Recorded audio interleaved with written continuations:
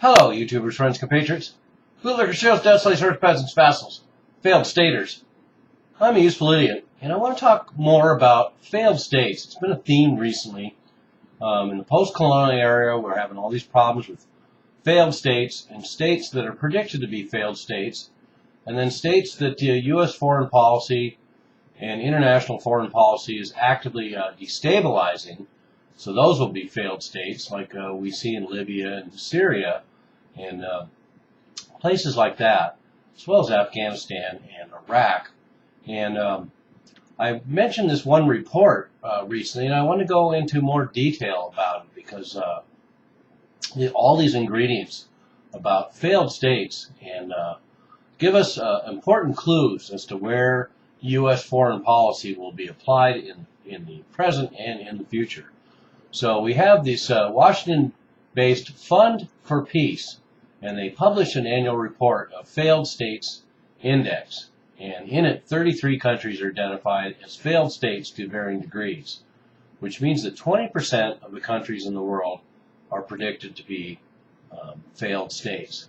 So the National Intelligence Council Global Trends Report for December 2012 predicts that these 15-plus countries in Africa, Asia, and the Middle East will become failed states at least by 2030, if not sooner. And it's a roster of country names that should sound very familiar by now.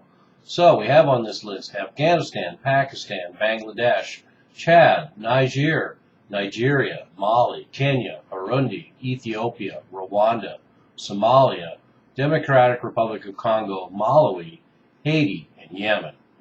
So nearly a huge proportion of African states will be failed states.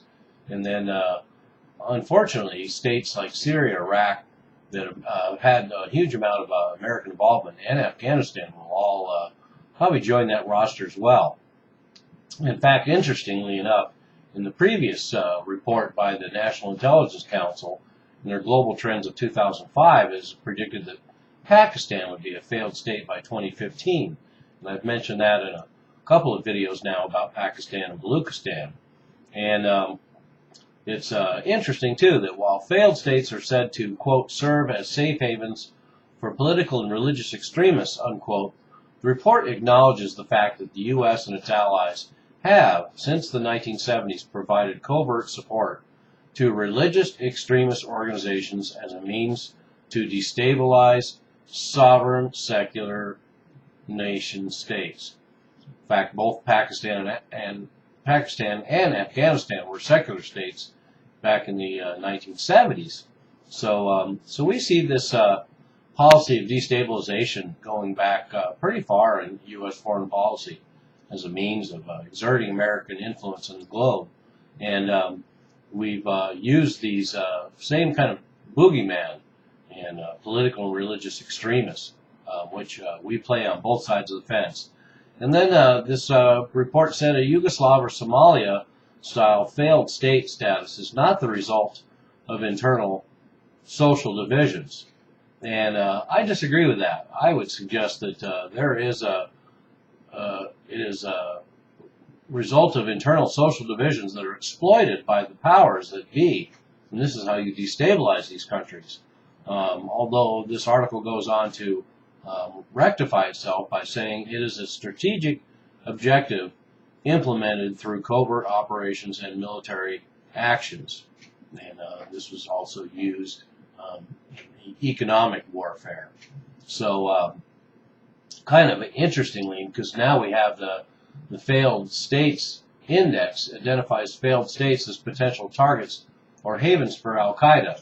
So when you go through that huge list of countries I mentioned, certainly there's a lot of African countries now that they consider potential targets or havens for Al-Qaeda.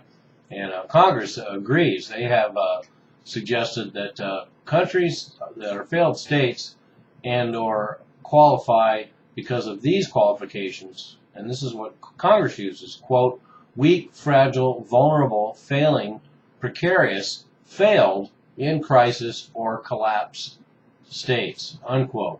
So quite a wide spectrum of what can be considered failed states or in the process of failing states.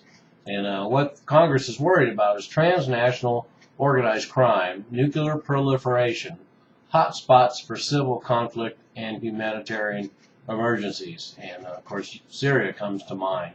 So that's another interesting clue that the United States plays on both sides of this fence, both observing the failed states and predicting which states will be failed states, but is also actively involved in the process of destabilizing these states and creating failed states.